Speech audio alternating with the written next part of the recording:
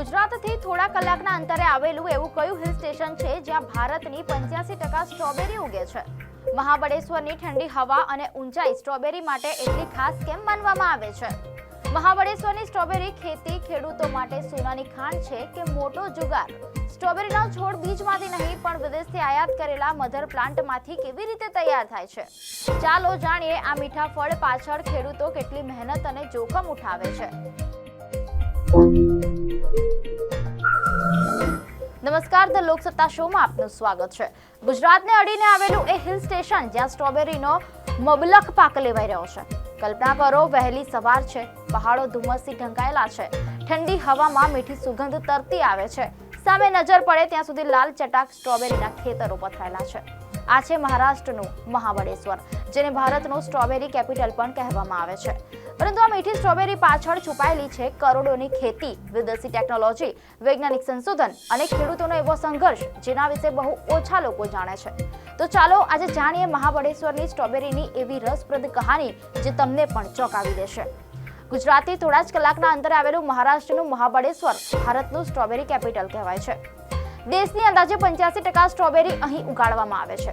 સમુદ્ર સપાટીથી 1000 મીટરથી વધુ ઊંચાઈ, નવેમ્બરથી માર્ચ સુધી રહેતી લાંબી ઠંડી આબોહવા અને પાણીનો સારો નિકાલ કરતી હલકી જમીન, આ બધું મળીને અહીં સ્ટ્રોબેરી માટે આદર્શ વાતાવરણ બનાવે છે.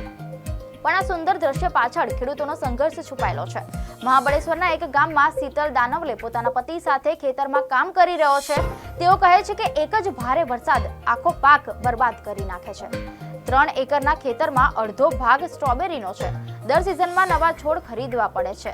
માત્ર છોડ પાછળ જ 2 લાખ રૂપિયાથી વધુ ખર્ચ થાય છે. સિઝન સારી જાય તો કમાણી બમણી થાય, પરંતુ હવામાન બગડે તો બધું ખતમ. અહીં એક રસપ્રદ વાત છે કે સ્ટ્રોબેરીના છોડ બીજમાંથી તૈયાર થતા નથી. ખેડૂતો તૈયાર છોડ ખરીદે છે. આ છોડ ભારતના નથી, મોટાભાગના વેરાયટીઓ કેલિફોર્નિયા, ફ્લોરિડા, ઇટાલી અને સ્પેનમાંથી આવે છે.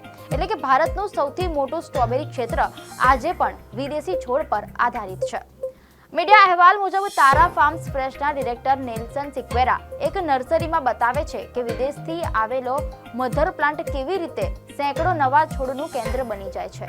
સરકારી ક્વોરન્ટીન પછી તેને નર્સરીમાં ઉછેરવામાં આવે છે. એક મધર પ્લાન્ટ સરેરાશ 20 નવા છોડ આપે છે અને આધુનિક પદ્ધતિથી કેટલાક ખેડૂતો 40 સુધી છોડ તૈયાર કરે છે.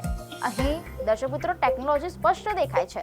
લાંબા કન્ટેનરમાં કોકોપીટ ભરવામાં આવે છે. છોડ એ જમીનને સ્પર્શતા નથી. ટપક સિંચાઈ અને ફોગિંગ સિસ્ટમથી ભેજ અને તાપમાન નિયંત્રિત થાય છે. સ્ટ્રોબેરીની ખેતી હવે વૈજ્ઞાનિક ચોકસાઈનું કામ બની ગઈ છે. પરંતુ મહાબળેશ્વરમાં એક બીજું મહત્વનું કામ પણ ચાલી રહ્યું છે. મીડિયા અહેવાલ મુજબ મહાત્મા ફૂલે કૃષિ વિદ્યાપીઠ અને ભાભા એટમિક રિસર્ચ સેન્ટરના વૈજ્ઞાનિકો ભારતની પહેલી ગરમી સહન કરી શકે તેવી સ્વદેશી સ્ટ્રોબેરી વિકસાવવાનો પ્રયાસ કરી રહ્યા છે. નિયંત્રિત ગામા રેડિયેશન દ્વારા છોડમાં સ્થિર જીનેટિક ફેરફાર લાવવાનો પ્રયાસ થાય છે. વૈજ્ઞાનિકો માને છે કે પરિણામ આવતા હજુ 10 થી 15 વર્ષ લાગી જશે, પરંતુ ખેડૂતો માટે વાવણીનો સમય, ખાતર અને વૃદ્ધિ નિયંત્રણ અંગે વૈજ્ઞાનિક માર્ગદર્શન તૈયાર થઈ ચૂક્યું છે.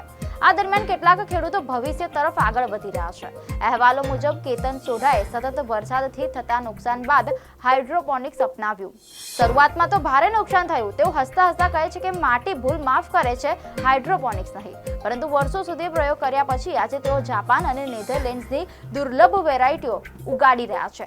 તેમના ફાર્મમાં રોજ માત્ર 75 મિલી પાણી આપીને વધુ મીઠી અને સુગંધિત સ્ટ્રોબેરી મેળવવામાં આવે છે. પાંદડા અને દાંઠનું લેબ ટેસ્ટિંગ કરીને પાણીમાં ક્યાં પોષક તત્વો ઉમેરવા તે નક્કી થાય છે. સેમી ઓપન પોલીહાઉસના કારણે હવે સ્ટ્રોબેરી આખું વર્ષ ઉગાડવી શક્ય બની ગઈ છે. અહેવાલ પ્રમાણે મહાબળેશ્વરના બીજા ખેડૂત કિશન ભિલારે આપણને ખેતરમાં લગાવેલા ઊંચા ટાવર બતાવે છે. આ ટાવર AI દ્વારા હવામાન પર નજર રાખે છે અને વરસાદની આગાહી કરે છે. ખેડૂતોને જંતુનાશક છંટકાવ ક્યારે કરવો તેની ચેતવણી મળે છે, જેથી મોંઘી દવાઓ વરસાદમાં ધોવાઈ ન જાય. FPOએ ઊભા ટાવર સિસ્ટમ પણ શરૂ કરી છે. 5 સ્તરે સ્ટ્રોબેરી ઉગાડવામાં આવે છે. પરિણામે 1 એકરમાં છોડની સંખ્યા 25,000 થી વધીને 1,25,000 સુધી પહોંચી શકે છે. એટલે એ જ જમીનમાંથી 5 ગણું ઉત્પાદન. પણ ટેકનોલોજી દરેક માટે સરળ નથી. મીડિયા અહેવાલ મુજબ શીતલ દાનવલે દંપતીએ 2017માં હાઇડ્રોપોનિક ખેતી કરી હતી. પાક ઉત્તમ આવ્યો, મજૂરી ઘટી, ખાતરનો પણ ખર્ચ ઓછો થયો, પરંતુ એક જ વાવાઝોડાએ આખી વ્યવસ્થાને તોડી નાખી. ફરી રોકાણ કરવાની હિંમત જ ન રહી. દર્શક મિત્રો, અહીંથી તેમની કહાનીમાં એક નવો વળાંક આવ્યો.